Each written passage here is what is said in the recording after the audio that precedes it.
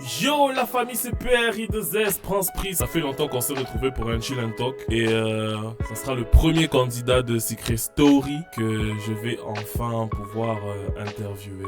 Je vais aussi pouvoir parler avec lui, c'est-à-dire communiquer. Donc n'hésitez pas, likez, commentez, partagez et abonnez-vous aussi, c'est très important. N'hésitez pas. Donc laissez un petit commentaire pour Yann Amir qui est là déjà. Bonjour Yann Amir, comment tu vas?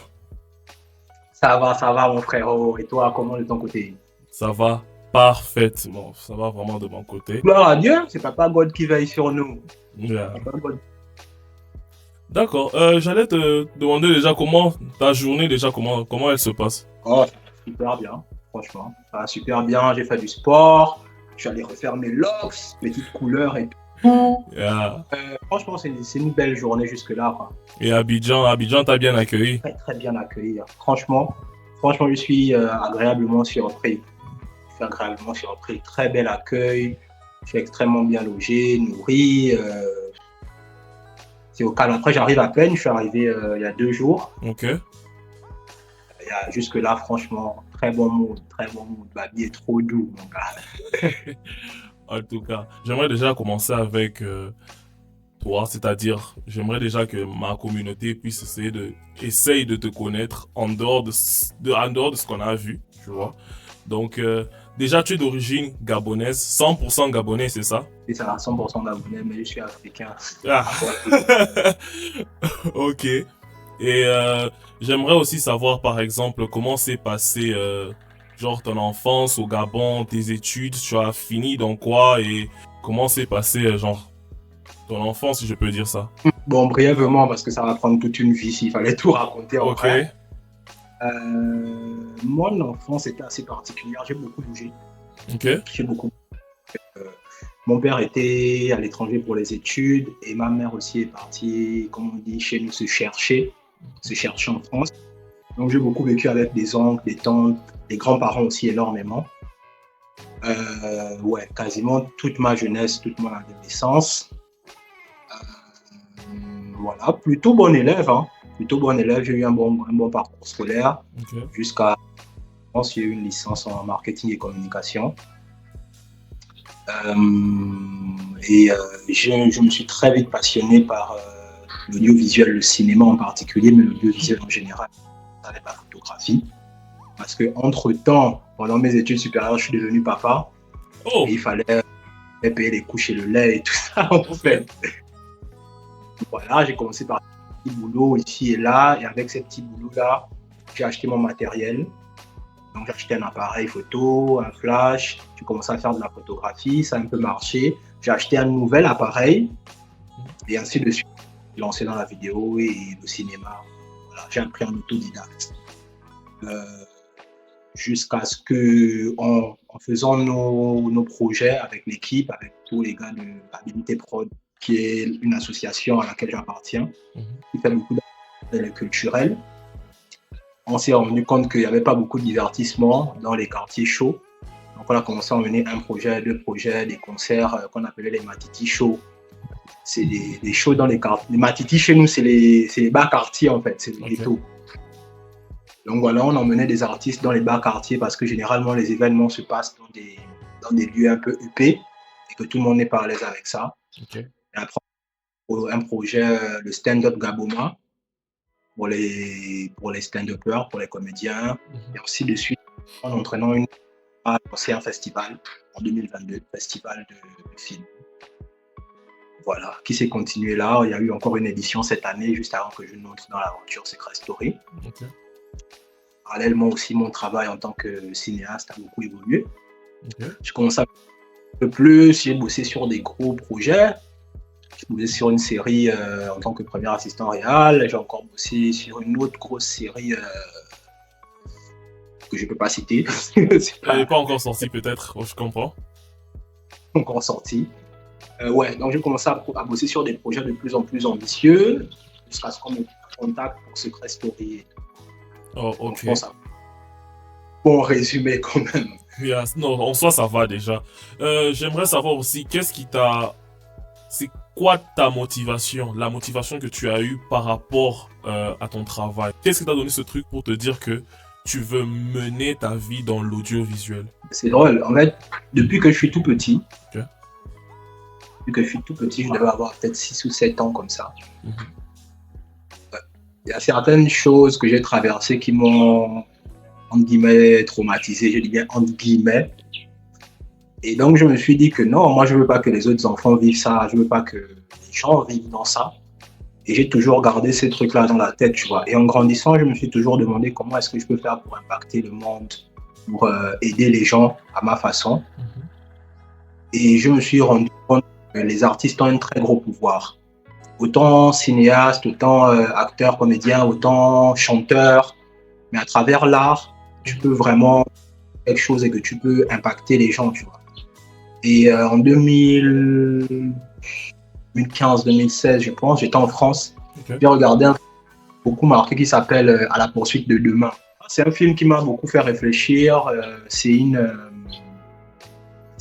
vais pas te raconter tout le film, ça va être long. Je comprends, je comprends. En gros, c'est un film à la poursuite de demain. Ça a un peu mal vieilli, j'avoue, aujourd'hui quand je l'ai revu, mais le message est toujours là. Et je me suis dit, ouais, je veux faire ça. Je veux faire ça, en fait. Si le film là a pu me faire réfléchir sur ma vie comme ça, je veux aussi faire des trucs qui vont faire évoluer l'humanité en général, mais mes proches aussi. C'est plus un médium pour moi pour transmettre mes valeurs, ma vision du monde, pour impacter, pour conseiller, guider à ma façon. Ta première inspiration a été par rapport à ce film, c'est ça? Non, ça n'a pas été par rapport à ce film, mais c'est plutôt le film qui a été un déclic. Ok. Parce qu'avant ça, j'ai toujours été très artiste. Ok. De la musique. Et j'ai dessiné, depuis que je suis né, je dessine. Je n'ai jamais appris à dessiner, mais j'ai toujours dessiné. J'ai toujours été très artiste, j'écrivais même à la période en question. Mais c'est juste que le film, je me suis dit, waouh, c'est un bon moyen en fait. Parce qu'avec une chanson, c'est très court. Avec un livre, c'est trop long. Le film, bon, tu vois, c'est le juste. Et puis il y a ce truc attractif, c'est divertissant. Tu vois, contrairement à un livre qui peut. Bon, les gens n'aiment pas forcément tous lire. Et les gens n'aiment pas forcément tous le style de musique que je fais. Mais le film, au moins, ça touche tout le monde, tu vois. Ok, je comprends. Tu n'as pas tort aussi. En vrai, je me suis jamais posé cette question-là. J'ai jamais eu cette vision-là. Mais bon, je comprends totalement ce que tu veux dire. Et tu as vraiment raison par rapport à ça. Et quelles sont tes collaborations de rêve dans l'audiovisuel, comme tu le vois? Que ça soit dans la photographie et dans la filmographie, quelle est la collaboration plutôt que tu aimerais avoir une fois dans ta vie? Mon frère. Forcément, c'est les Américains, en fait. Okay. Moi, c'est les Américains. D'acteurs américains que j'aime, que j'apprécie énormément. J'aimerais bien travailler avec eux sur un projet. Ah, ok. Premièrement, j'avais besoin de me concentrer déjà sur toi et c'est déjà quelque chose de bien. Au moins, par rapport à ça, moi, je ne savais même... J'ai entendu dire que tu étais juste photographe. Je savais pas que tu étais beaucoup plus aussi axé sur la filmographie, personnellement. Beaucoup, justement, je suis plus cinéaste que photographe. Oh. J'ai commencé parce que c'est ce que je conseille d'ailleurs à tous ceux qui veulent faire de la vidéo, de commencer par la photographie. Et après, je me suis accentué beaucoup plus sur le cinéma. Ok. J'allais te poser une question maintenant. Ça, c'est dans une autre catégorie. Est-ce que tu as eu le temps de regarder par-ci, par-là mes vidéos réactions par rapport à Secret Story? Ou que j'ai pas eu le temps parce que tu m'as fait peur. Pourquoi? Et tout. Je me suis dit, wow, non, je vais regarder, c'est pas nécessaire en fait. Non, en soi, bon, moi je t'avoue, en vrai mes vidéos, je suis quelqu'un de très objectif. Je suis juste en train de... En soi, moi je suis quelqu'un de très objectif, je l'ai toujours dit. Mais dans mes vidéos... Non, je sais pas si on peut être objectif, hein. Tu dis? C'est très difficile.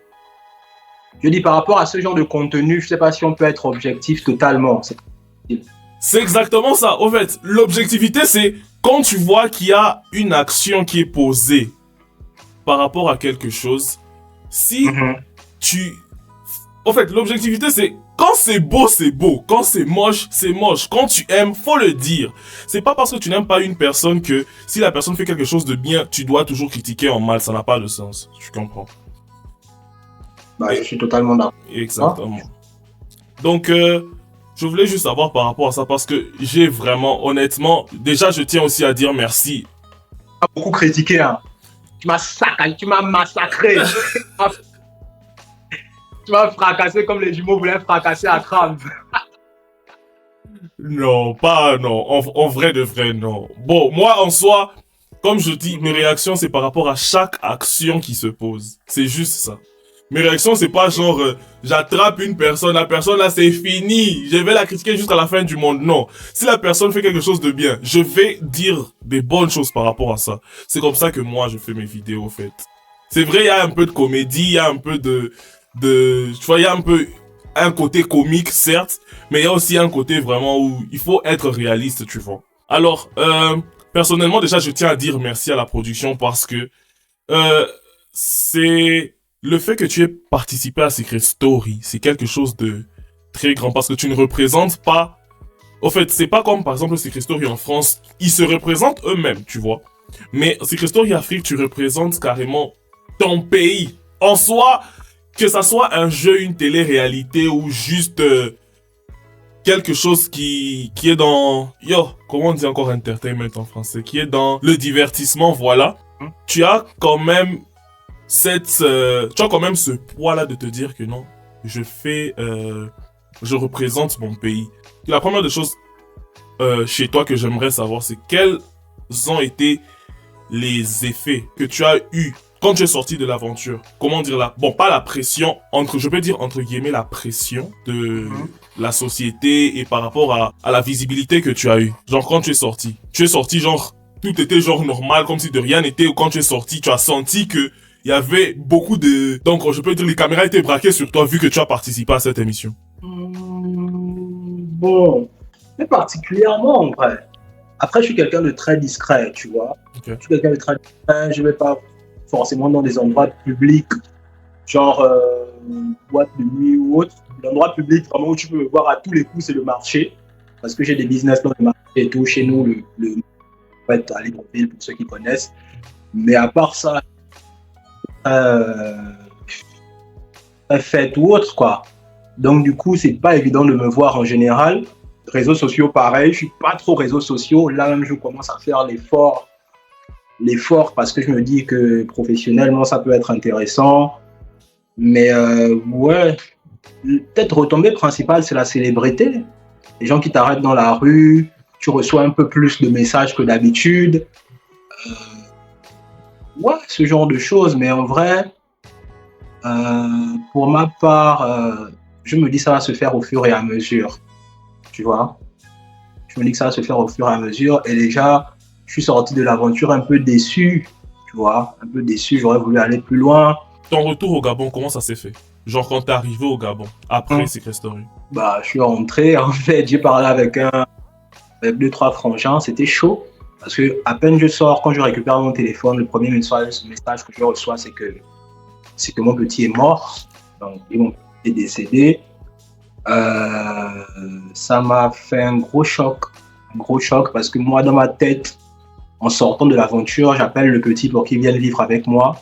C'était mon petit phare, comme on dit chez nous, mon petit, le bon petit du bon grand, quoi, tu vois. Le petit est mort, du coup, ça me met déjà une gifle. En tout cas, mes condoléances déjà parce que je savais pas en fait. Il y a eu trop de problèmes, mon gars. Ça s'est enchaîné, beaucoup de soucis, des trucs de famille et autres. Ça s'est vraiment enchaîné, c'était pas évident. Mais après, c'était cool en rentrant parce qu'il y a des gens qui sont venus m'accueillir à l'aéroport et tout. C'était super, c'était très gentil de leur part. Bon, je leur salue. Je les salue. Yeah. On va dire, tu connais les gens des réseaux sociaux, non? Je leur salue. Donc voilà, c'était cool. Dans ce sens-là, où je sentais qu'il y a des gens qui ont apprécié et beaucoup de bons retours. Il y a un papa qui m'a arrêté, il m'a dit j'aime beaucoup ton humour. Et franchement, jusque-là, c'est l'un des compliments qui m'a le plus touché. Tu vois. Il m'a dit j'aime beaucoup ton humour. Et un papa qui a la cinquantaine qui me dit ça, moi, ça me fait kiffer, tu vois. Ça me fait trop kiffer. Donc voilà, beaucoup de bons retours, franchement. En général, beaucoup de bons retours, que j'ai bien représenté le pays, même si en vrai, je vois parce que j'ai fait d'extraordinaire. Moi, en tout cas, ce que je retiens de toi, il y a une action qui m'a tué fort. Non, cette action-là, jusqu'aujourd'hui, je vais jamais l'oublier. Et c'est même dans une de mes vidéos, en fait. Non, cette partie, ça m'avait tué. C'était les Olympiades. Les Olympiades, en tout cas, cette partie où tu avais fait ta chute, là, c'est devenu un mème. Ah, quand je me suis cogné. Exactement. Quand tu as su que tu devais participer à Secret Story, quelles étaient tes attentes à toi par rapport à cette émission? Je n'avais pas d'attente en particulier. Je n'ai pas d'attente en particulier. Toujours dans la même lancée, je me suis dit, en fait, c'est un moyen d'impacter quelqu'un, en fait. C'est un moyen de partager ce que j'ai à partager. Et si lui m'envoie là-bas, c'est qu'il y a des gens qui ont besoin d'entendre ce que j'ai à dire, c'est tout, tu vois. Okay. Dépendamment du jeu en lui-même, mais je suis toujours dans cette lancée-là de partager quelque chose, tu vois. Partager un message, de partager un conseil, une vibe, quelque chose. Ok. Avais-tu des attentes, des craintes? Bon, quelques appréhensions parce que je me disais qu'en sortant la célébrité, je savais pas forcément comment j'allais gérer.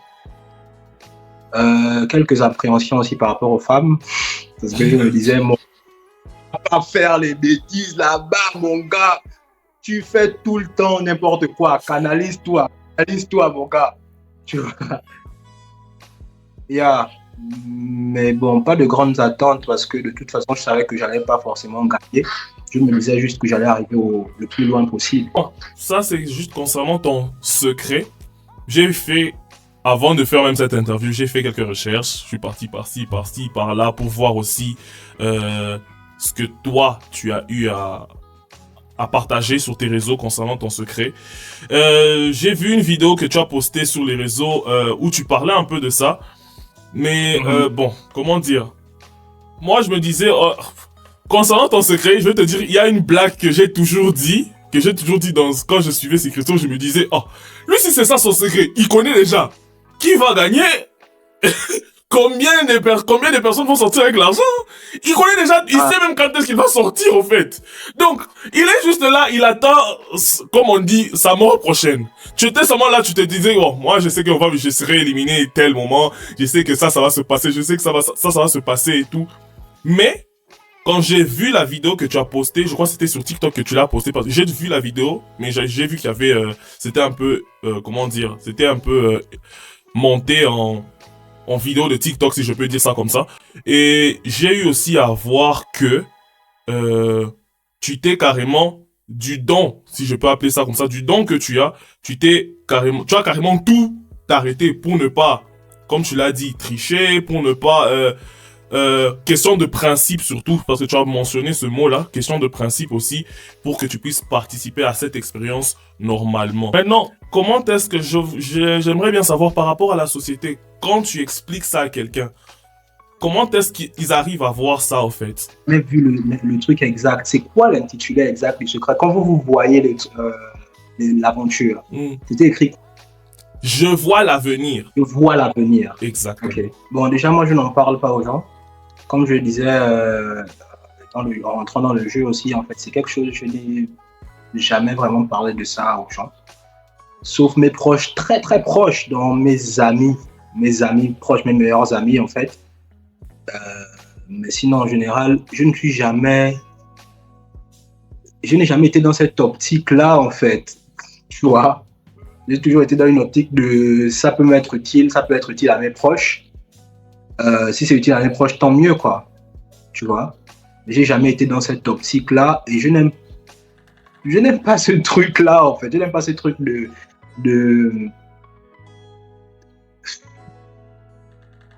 Mais tu sais ce que moi je pense véritablement. J'aimerais bien savoir, en fait.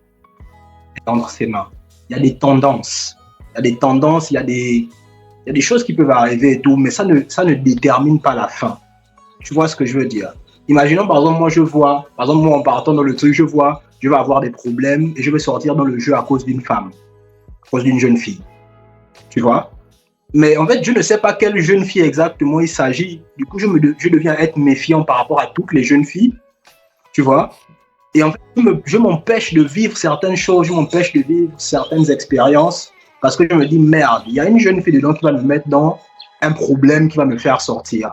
Mais je ne sais pas comment, je ne sais pas quand, exactement, de quelle manière, tu vois.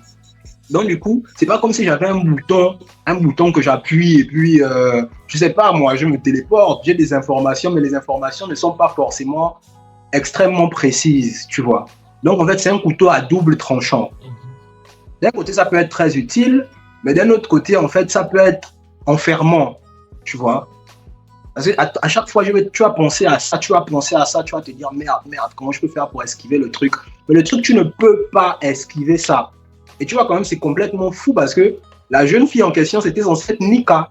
C'est Nika qui est partie faire son move en question, tu vois. Son move de changer les trucs. Mais moi, dans ma tête, je ne peux jamais imaginer que ça va être un truc comme ça. Je me dis, ça va être un truc direct, tu vois. Je ne peux jamais imaginer qu'elle va partir, elle va changer les configurations, ça va me mettre en difficulté. Tu vois ce que je veux dire? En fait, c'est franchement, moi, je trouve pas ça intéressant, en fait, de vouloir trop s'appuyer dessus. Dans les grandes lignes de ta vie, c'est important.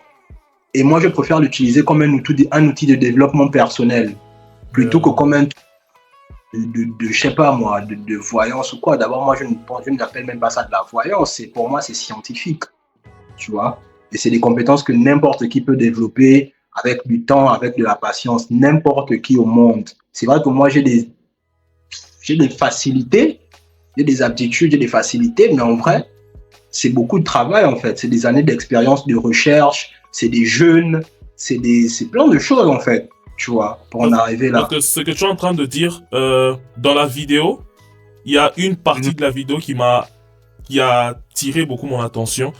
Dans la vidéo, tu dis, je cite, « C'est assez particulier de devoir dire à quelqu'un des mauvaises choses comme des bonnes. » Tu vois, cette partie, quand tu l'as dit, je me suis dit, il a totalement raison parce que si tu dois dire à quelqu'un, déjà tu vas commencer par les mauvaises choses parce que quand quelqu'un en fait s'assoit et qu'il sait que tu peux faire quelque chose comme ça, il va pas vouloir que tu puisses lui dire telle chose va t'arriver de bon. Parce qu'il va juste s'asseoir sur ses lauriers, attendre que cette chose-là arrive sur elle. Mais la plupart des personnes vont venir te dire, il y a ça, et tel problème. Qu'est-ce que cette personne... Donc là, j'ai toujours eu l'impression que quand ça concerne l'avenir, beaucoup de gens se focalisent sur le bonheur. Et quand ils se focalisent sur le bonheur, ils ne vont rien faire pour que ce bonheur-là puisse arriver. Et inversement, quand ils se focalisent aussi sur le malheur, ils vont essayer de trouver des moyens de contourner ça, ou plutôt, ils vont se bloquer dessus, tu vois. Et moi-même, je suis victime de ça, en fait. Je suis même moi-même la première victime de ça, tu vois. Les gars, c'est pas un bon truc. Il faut décharger la ligne, là, les gars. Non, franchement, c'est un truc, je me suis plongé dedans parce que j'avais des problèmes de mes proches et je voulais trouver d'autres solutions. Mais finalement, avec le recul, avec toutes ces années, je me dis que ce n'est pas ça le plus important, tu vois. Le plus important, c'est qu'il y a un mystère. Il y a un mystère derrière tout ce qui arrive. Comment ça se fait qu'il y a un code? C'est comme un codage, c'est comme un logiciel, différents sous-logiciels, si on peut dire ça comme ça, tu vois. Et du coup, actuellement, ce qui m'intéresse, ce n'est plus beaucoup les arts divinatoires, ou voir l'avenir ou tout le reste. Ce qui m'intéresse, c'est beaucoup plus comprendre le mystère et le code, en fait. Tu vois un peu. Moi, je suis pas là pour te dire des trucs. Si je dois t'impacter, Papa God va me dire que lui, tu dois lui dire quelque chose. Lui, tu dois lui parler. Tu vois ce que je veux dire? Je ne sais pas pourquoi, dans la maison, par exemple, j'avais toujours l'esprit qui me dit parle à Nika, parle à Nika, parle à Nika. Tu vois? Si je dois te dire quelque chose, si je dois t'impacter, l'intuition va m'envoyer vers toi. Mais si ce n'est pas le cas, mon gars, prends en tes rêves, toi pour tes trucs, travaille, tu vas y arriver. On s'en fout du reste, genre, il n'y a rien qui va te bloquer si tu es focus, si tu y crois. Okay. Franchement, merci déjà de partager ça. Parce que j'avais vu sur la vidéo, elle était un peu courte, elle faisait 2 minutes, je pense. Mais là, tu es allé encore plus en détail pour pouvoir faire aussi comprendre aux personnes que c'est peut-être un don pour d'autres personnes vont te dire c'est un don que tu as. Mais toi-même, souvent même tu supportes même pas ça, au fait. J'appelle même pas ça un don. J'appelle ça plus une compétence. Ok. Plus une compétence, tu vois. Ce qui est extraordinaire aujourd'hui pour nous, dans 15-20 ans, ce sera la norme. Tu vois ce que je veux dire? Retourne, je sais pas, 100 ans en arrière et montre-leur un smartphone. C'est la magie, en fait. C'est la sorcellerie. C'est des ondes qui partent dans un autre pays et qui t'envoient le son, l'image. Attends, mon gars, imagine les gens de dans 100 ans. La preuve est là. On n'est pas dans le même pays. Tu vois ce que je veux dire? En fait, ce que les gens considèrent aujourd'hui comme extraordinaire, comme je sais pas, paranormal ou je sais trop quoi, en vérité, dans 10-15 ans, les choses vont s'ouvrir. Et moi aussi, c'est mon travail d'ouvrir un peu tout ça, de libéraliser toutes ces sciences-là, de manière à ce que ça devienne une norme, tu vois. Faut pas qu'on croie que c'est un truc incroyable ou un truc exceptionnel. En tout cas, pour ma part, moi, je le vois juste comme une compétence qui peut s'acquérir involontairement. Et bon, pour terminer, j'aimerais juste savoir comment étaient tes relations avec les personnes, en gros, quand tu es arrivé dans la maison. Parce que j'ai vu que la première personne avec qui tu as automatiquement connecté dans la maison, c'était Ange, si je ne me trompe pas. Parce que j'ai vu vraiment que tu étais déjà... Même la façon dont vous êtes salué avec Ange, c'était vraiment genre... On dirait que vous connaissez... Je me suis même dit, ils ne se connaissent pas par hasard. La façon dont déjà vous étiez en train de parler, genre... Le premier contact était déjà fort, au fait. Et par rapport à ça, genre... Concernant toute la maison, vraiment toute la maison, comment était ta relation avec les membres de la maison et quel est ton plus beau souvenir de la maison? Le truc que tu te dis, je vais jamais oublier ça, en fait. Le plus gros... Donc, ce souvenir-là, quoi qu'il arrive, tu vas jamais l'oublier. Bon, déjà, pour le premier pan de la question, les habitants de la maison s'entendent très bien. Je n'ai pas de souci avec quelqu'un. Non, personne. Franchement, j'ai de très bonnes relations avec tout le monde. Et là, bon, en soi, moi, dans la maison, je t'ai pas vu trop entrer dans surtout les clashs. Là, le seul clash que j'ai eu à voir, si je me rappelle très bien, c'était avec Maïmouna. Et tu lui disais, je sais pas, en fait, dans la quotidienne, j'ai pas vu. Mais le clash est venu juste, directement, il a commencé à crier sur toi. Et ton calme est incroyable. Tu étais genre... Jeune, tu n'es pas dans la discussion, maman, pas. En gros, c'était juste ça. En gros, c'était le seul clash où c'était vraiment la seule scène de clash, si je peux dire, que j'ai eu à voir de toi dans l'émission. Et bon, tu as dit que tes relations sont déjà bonnes. Et quel est le plus beau souvenir que tu as de la maison? Je sais pas. Franchement, il y a eu beaucoup de beaux souvenirs. Maintenant, te dire qu'il y a un souvenir en particulier que je ne vais jamais oublier ou quoi. Ouais, peut-être qu'on a gagné les Olympiades. Enfin, c'était très mal parti. On va dire ça. Après, il y a des trucs, disons, intimes. Non, je comprends. Je ne vais pas entrer en détail, mais je comprends. Mais moi, personnellement, c'était une question, mais c'est une question rhétorique. Je te la pose, mais je réponds à ta place. C'est le plus mauvais souvenir que tu as de la maison, c'est quand on t'a attrapé. C'est quand on t'a attrapé dans... J'étais là. Mon gars. Erreur. Mon gars, c'est la seule et la première et la dernière erreur et la seule erreur que j'ai pu faire à ce niveau-là, mon gars. Et oh, mon gars. Hey, j'étais mouillé. Là, c'était genre, c'est ça qu'on dit, tu ne peux même pas te justifier. Là, il y a rien. Les preuves sont là. Par contre, ça, c'est juste qu'en fait, je suis vraiment dans une optique, mon gars, de partage et de respect et d'équilibrer les choses, tu vois. Et je ne voulais pas vexer quelqu'un ou frustrer quelqu'un ou rentrer dans un truc qui devait être un poison, tu vois. La seule manière, là, c'était d'essayer de désamorcer la chose, de m'excuser comme je pouvais, tu vois. Mais j'aurais pu rentrer dans un truc de justificatif parce qu'en vrai, j'avais aucun engagement avec personne. Ça, c'est vrai. Ça, c'est vrai.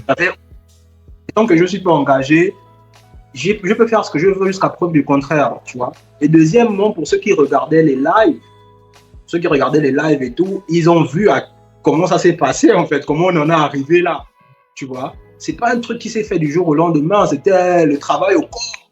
Voilà, à la Cédric Doumbé. Travail au corps et tout et tout. Et à un moment, je me suis un peu ramolli, entre guillemets, tu vois. Mais ça n'a jamais été mon intention, mon frérot, je te jure. Non, Au nom de God, je te jure, mon gars. Quand je suis même rentré dans l'aventure, je me suis dit, mon gars, laisse les femmes, tu vois un peu. Mais bon, on va faire comment? Le gars est dans son jus. Un gars est dans son jus dans son niembois et tout. Bon, honnêtement, moi, c'est tout ce que j'avais vraiment à te poser comme question. J'ai juste un petit... Wow. Tu dis? Question pour toi. Qu'est-ce que tu as pensé? Qu'est-ce que tu as pensé du jeu, de ma performance et tout ça? Parce que de ce que j'ai vu, j'ai pas eu beaucoup de retours, mais on m'a dit que j'étais arrogant, que j'étais ceci. Moi, je suis arrogant, je suis Gabonais. Nous, les Gabonais, c'est vrai, on peut être grande gueule. Vraiment. Pour tous ceux qui connaissent les Gabonais, les gars, mettez ça en commentaire. Déjà, Gabonais, ça c'est sûr. Où je suis ici en Afrique du Sud, il y a beaucoup de Gabonais. Beaucoup de Gabonais. Tu vois un peu. Et on est vraiment dans ce truc très... un peu ostentatoire, un peu... en fait. Donc, moi, j'ai vu des gens que je suis arrogant, je suis ci, je suis ça. Bon, toi personnellement, c'est quoi ton appréciation? Bon, honnêtement, je vais vraiment être honnête avec toi. Quand tu es entré et que, bon, déjà qu'il y avait ce secret-là, je me suis dit, ah, la personne qui a ce secret, soit c'est une personne qui sera amie avec tout le monde, tu vois. Et honnêtement, on a su ton secret que quand tu es sorti. Et moi, j'étais choqué parce que moi, je pensais que... Tactiquement, je suis trop fort, les gars. Parce que moi, personnellement, je pensais que ce secret-là, il appartenait à Emma. Honnêtement, moi, je pensais que c'était Emma. Mais bon, il s'avère que c'était toi. Maintenant,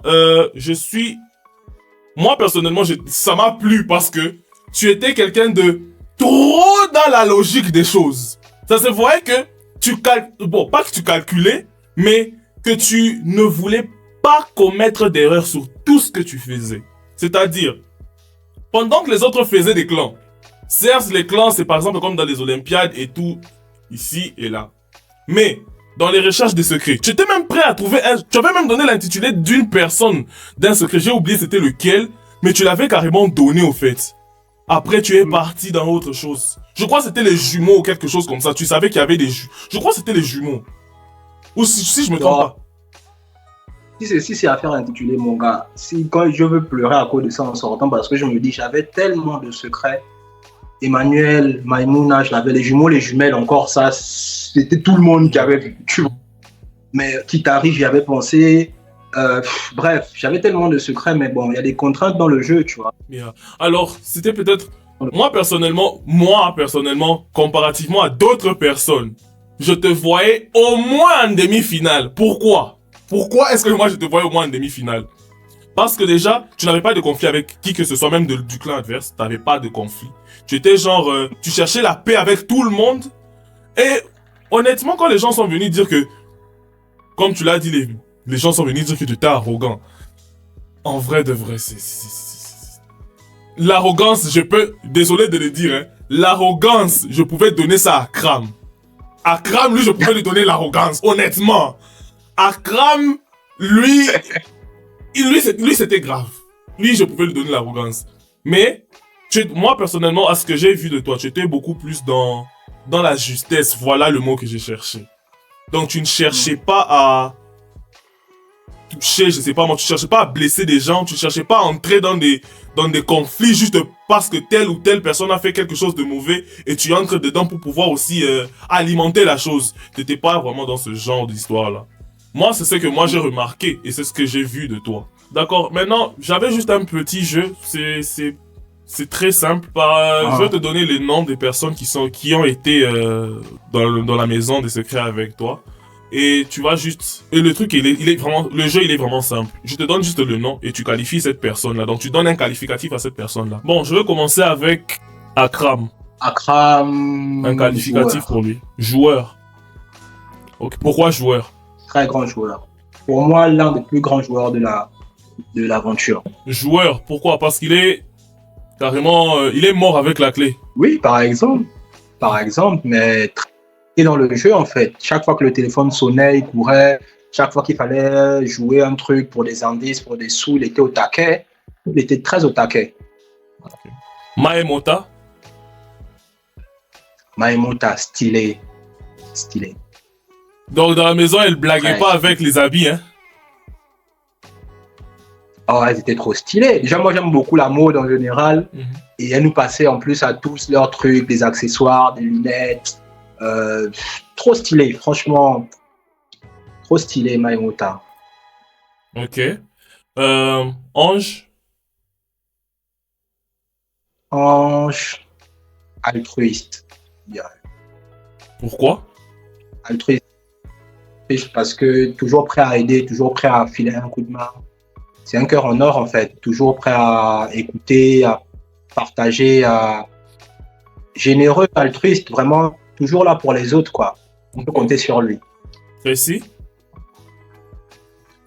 Précis, le tempérament. Est-ce que c'est un adjectif? Je ne sais pas si c'est un adjectif, mais c'est ça que je veux dire. Le tempérament, la mère tempérament. Elle, en tout cas, c'est... Vraiment... Faut pas la provoquer. Voilà. Faut pas la provoquer. Si tu la provoques, il s'y frotte, s'y pique, quoi. Mais au-delà de ça, une grosse franchise aussi. Tu vois, grosse franchise. Tracy, c'est quelqu'un à qui je sais que si j'ai besoin d'un conseil, d'un truc, je vais lui demander, elle va toujours me dire la vérité, tu vois. Elle va pas partir dans les demi-mesures. Cathy. Cathy, pour moi, adorable. Elle a une belle aura, je sais pas comment expliquer ça. Elle est juste gentille. Elle est juste gentille, c'est un être humain. Elle a ses plus, elle a ses moins, mais c'est quelqu'un d'extrêmement généreux. Tu vois. Elle a cuisiné pour nous durant toute la culture. Moi, il y a des jours où j'avais la flemme, je lui dis, Cathy, je veux un petit déjeuner. Elle me fait le petit déj, tout ce que je demande en fait. Omelette, truc. Elle me demande si je veux des fruits, du jus, tu vois. Vraiment adorable en fait. Si tu as besoin d'un câlin, en tout cas, Cathy, c'est un nounours. Ok. Un nounours. Nika. Qu'est-ce que je veux dire de Nika? Il y a un terme chez nous on dit Bamzi. Bamzi, c'est comme pour dire élève. Ok. Élève. Mais élève, c'est vraiment réducteur, mais c'est quelqu'un qui cherche, qui apprend, qui est en train d'apprendre, si tu veux. Okay. Je ne sais pas s'il y a un mot qui pourrait se rapprocher de ça, mais Nika, elle m'envoie à ça, quoi. Elle m'envoie au fait de s'apprendre, apprendre à se connaître soi-même, apprendre à se développer, apprendre des choses. Elle est autodidacte, par exemple, elle est DJ, elle a appris elle-même. Elle fait aussi des trucs de stylisme, elle a appris elle-même. Ouais, donc c'est plus ce truc-là qui me vient à l'esprit, tu vois. Okay. C'est quelqu'un qui est en cheminement vers sa destinée. Ça va. Kitari.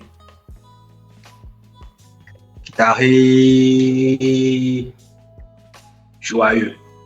Toujours la bonne humeur, toujours les blagues, les rires, toujours l'amour, beaucoup d'amour. Kitari, il donne trop d'amour en fait. Ok. Marlène. La belle Marlène. Attends.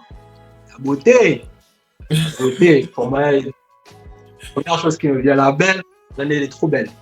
Okay. Bon, pour moi, après, je sais pas ça, des couleurs, tu vois. Yeah. Mais ce genre de fille-là, typique africaine, lèvres pulpeuses, des grands yeux, charmante, stylée, propre, elle sent bon. Même sa voix quand tu écoutes la belle Marlène. Oh. Ouais. Berish. Complexe. Complexe dans quel sens? C'est complexe parce que plein de contradictions, mais comme tous les êtres humains d'ailleurs, mais en même temps quelqu'un que j'aimerais plus découvrir en fait.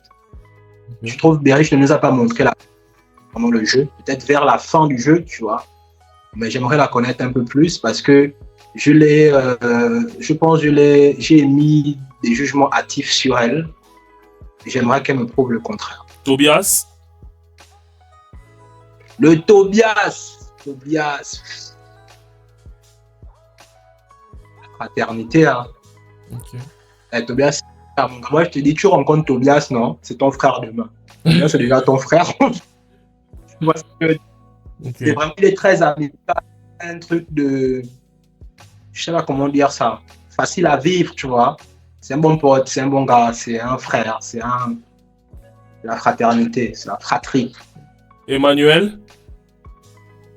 Oh, le 4-4-3.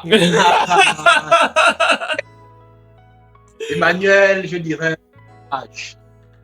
sage. Ok. Parce que lui, en tout cas, en soi, hein, Emmanuel, c'était quelqu'un qui... Il m'a beaucoup intrigué. Il était... Bizarrement, c'est le seul qui n'est jamais passé dans le SAS.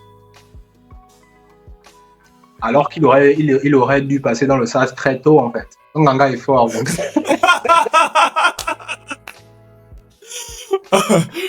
En tout cas... Franchement, de base, tu vois, Emmanuel n'était pas parti pour être finaliste. Mais le jeu est ce qu'il est, et puis c'est une grande fierté aussi, c'est une félicitation. Au moins, il a sauvé l'Afrique centrale. Frère. On devait faire comment? Gloire et grâce. Gloire et grâce. Je dirais tradition. Je me suis beaucoup reconnu en eux à ça, à travers ce rapport à la tradition qu'ils ont, que moi aussi j'ai. Dans le jeu, on ne pouvait pas forcément trop en parler par rapport à la sensibilité de tout un chacun. C'est quand même une émission grand public. Mais ouais, en off, on a pu discuter énormément de tout ce qui a trait à ce que tu sais déjà. Tu sais quand je parle en tout cas. Exactement, non, t'inquiète pas, j'ai compris. Maïmouna? Maïmouna, sensible. Ok. Sensible. Pourquoi sensible? Elle a une sensibilité à fleur de peau, en fait. Je trouve qu'elle capte les choses très intensément. Joie comme peine, colère, que ce soit pour elle-même ou pour les autres. Okay. Elle capte les choses très intenses. Donc, sensible, Maïmouna. Et on va terminer. Non, on va pas terminer. L'avant-dernière personne, Awa. J'ai failli dire quelque chose. Non, ça c'est honte. Heureusement, ok. Iconique. Tu as cherché dans les dictionnaires. Tu as cherché. Et pour tous les autres, c'était rapide. Pour elle, tu devais aller chercher le mot. Non. La première réponse que j'ai voulu donner était assez personnelle. Non, j'ai compris. Pourquoi iconique? Iconique, c'est un bon mot. De toi à moi, Awa, c'est une icône. À tous les niveaux, en fait. Son parcours, ses slogans, tellement de choses, en fait. C'est une icône. Malgré elle, même si elle ne voulait pas, c'est une icône. On l'exige. Et en plus, j'ai l'impression que Awa, c'est une personne de... Elle force rien. J'ai l'impression que c'est comme ça qu'elle est. Donc, elle, c'est inné. C'est juste comme ça qu'elle est. Ouais, c'est comme ça qu'elle est, c'est Awa. Et la dernière personne, la toute dernière personne, c'est Yann Amir. C'est toi la dernière personne. Un mot pour moi-même. Exactement, dans le jeu. Déconcentré.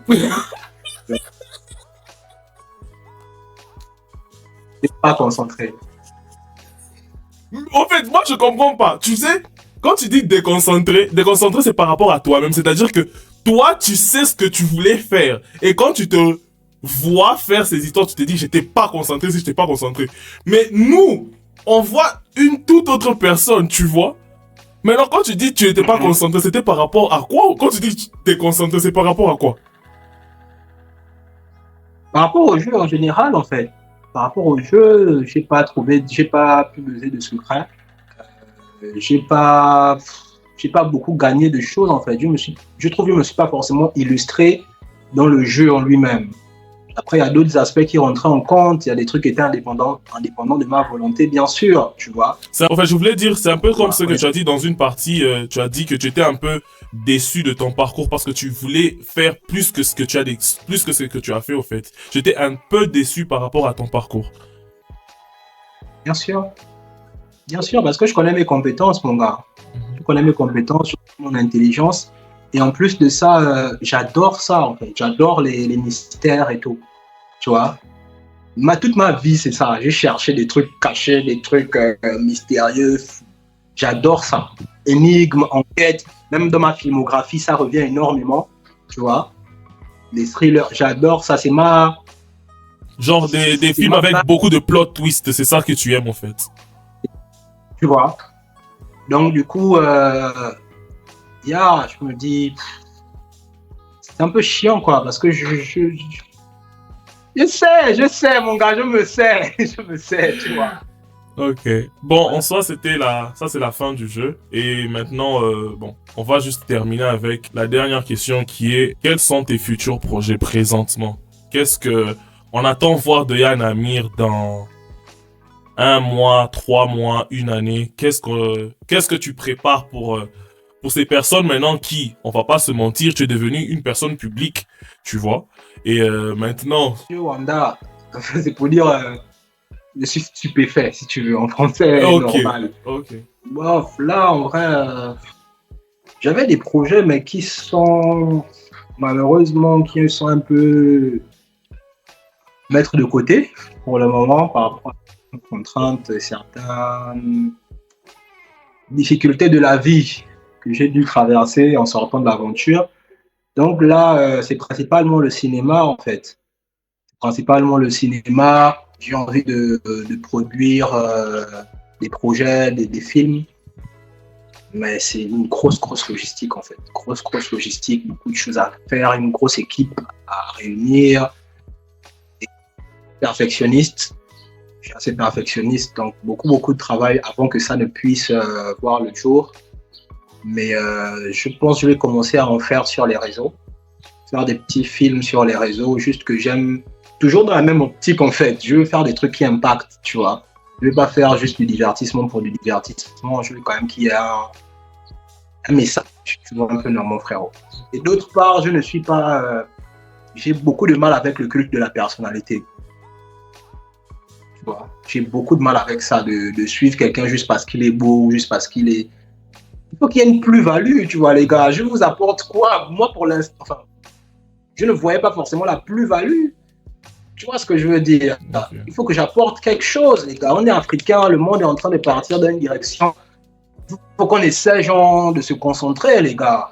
Ou bien, moi, j'aimerais bien utiliser cette visibilité-là pour ça.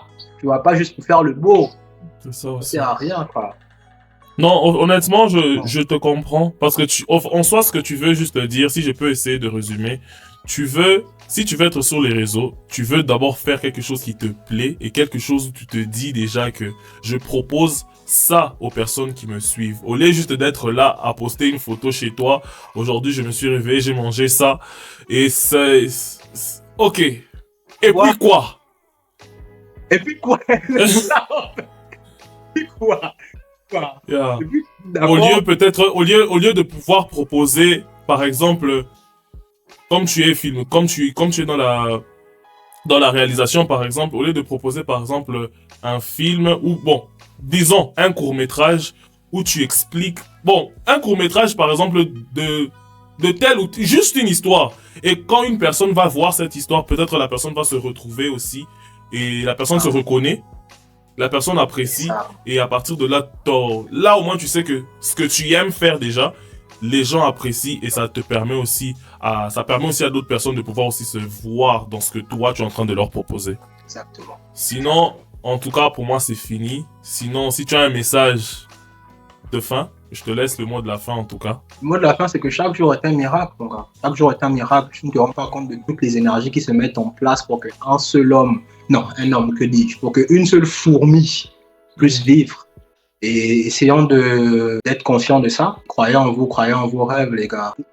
Peu importe, ne crois pas quelqu'un qui va te dire tu ne vas pas réussir ou ne crois pas quelqu'un qui va vouloir te limiter. Il n'y a rien. Tu es un enfant de God, il n'y a rien qui va te distraire. Tout. Merci.